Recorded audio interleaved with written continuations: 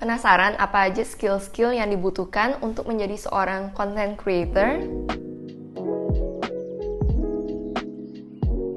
Hai semuanya, kenalkan nama aku Felicia. Yang baru pertama kali mampir ke channel ini, biasanya di channel ini aku senang berbagi informasi tentang pengalaman aku tinggal di luar negeri, tips traveling, travel vlog, dan juga tips tentang konten atau digital marketing strategy. Jadi kemarin itu ada salah satu penonton yang bertanya, Kak, skill apa aja sih yang dibutuhkan jika ingin menjadi seorang freelancer?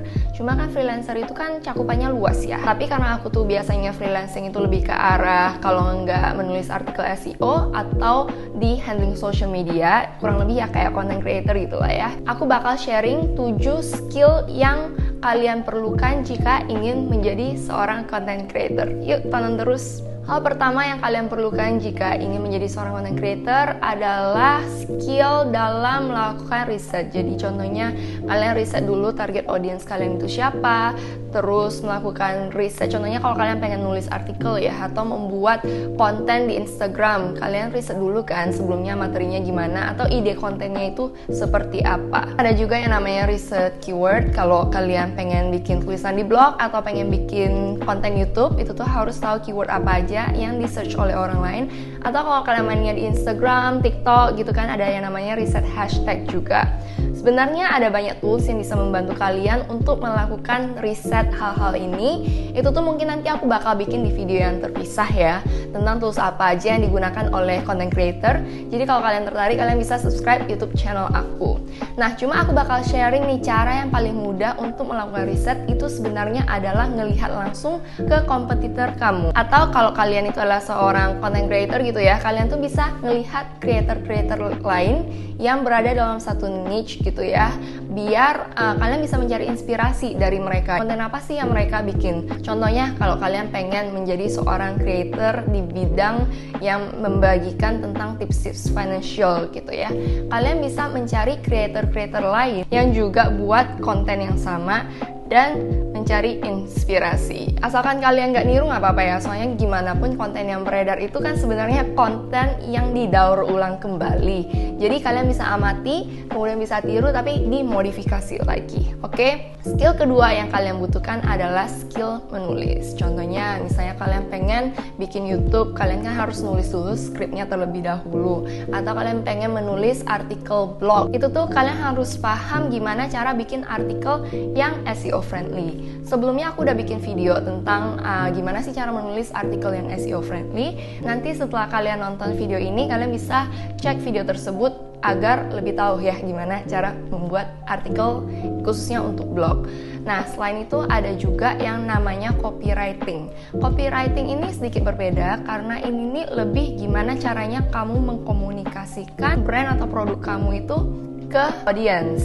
Contohnya, biasa kalau bikin caption atau misalnya kalau kalian melihat copywriting ads di iklan, itu tuh kan yang lebih maksudnya ada sisi marketingnya dan juga itu lebih beda lagi ya, gimana cara bikin orang lain itu tertarik. Dan untuk menulis copywriting itu tentu kalian harus tahu lagi target audience kamu. Jangan sampai kalau misalnya target audience kamu adalah ibu-ibu contohnya, tapi menggunakan kata-kata bahasa gaul seperti generasi muda gitu ya, generasi Gen Z lah dibilangnya istilahnya, yang mungkin para ibu-ibu itu tidak akan mengerti. Ini kalian bisa dive lebih dalam lagi karena biasanya copywriting itu ada banyak teknik strateginya gitu lah. Gimana cara menulis copy yang benar? Nah, itu mungkin nanti kalian pelajari lagi sendiri, oke? Selanjutnya, skill ketiga yang kalian butuhkan adalah fotografi atau videografi. Sebenarnya ini tergantung juga ya masing-masing, karena ada juga content creator yang mereka itu enggak syuting sendiri, enggak tampak muka gitu ya, jadi mereka ngambil stock foto.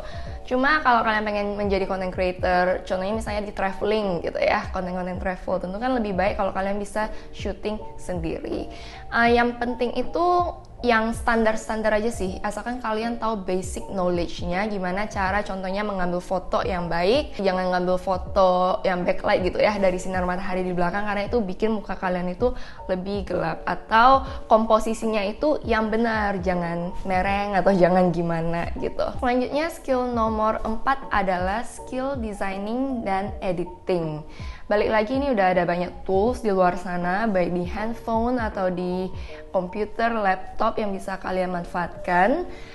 Untuk desain sendiri itu lebih ke desain-desain. Contohnya kalau kalian pengen bikin konten carousel di Instagram, itu kan designing post Instagram kalian lagi, or designing YouTube thumbnail kalian. Selain itu, kalau editing itu lebih ke editing foto, misalnya melakukan grading atau coloring biar warnanya tuh lebih bagus, dan editing video dengan menggunakan tools-tools yang ada di luar sana.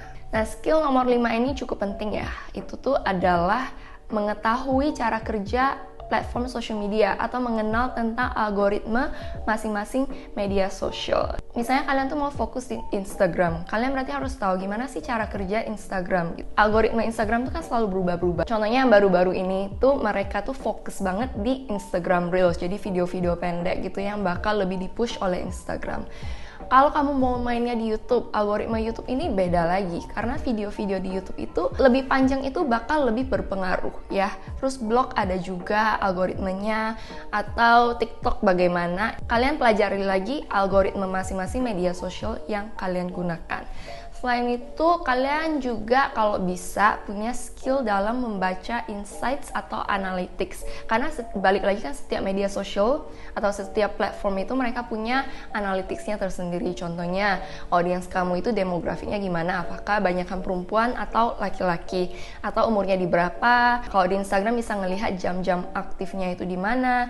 Selain itu, dengan melihat insights ini, kamu juga bisa lebih tahu konten-konten mana sih yang sebenarnya lebih mendapatkan engagement atau lebih disukai oleh audiens kamu. Itu kan kelihatan itu statistiknya. Kalian bisa coba sendiri, utak-atik sendiri gitu ya, biar kalian lebih familiar dengan statistik atau analytics yang ada di setiap platform. Skill selanjutnya adalah marketing. Gimana pun nanti kan kalian pengen menjual jasa kalian kepada contohnya klien. Misalnya kalau kalian pengen handling social media brand lain, berarti kan kalian harus tahu sih gimana sih cara ngejualin produk mereka. Ya dengan berarti kalian harus mengetahui hal-hal tentang marketing. Marketing itu berarti ada segmentasi pasarnya gimana, kemudian mengecek kompetitor lain gimana, atau dalam hal copywriting tadi juga harusnya gimana. Itu tuh kan semua nanti ada dalam packagingnya, yaitu marketing. Jadi marketing juga merupakan skill yang penting untuk kamu kuasai.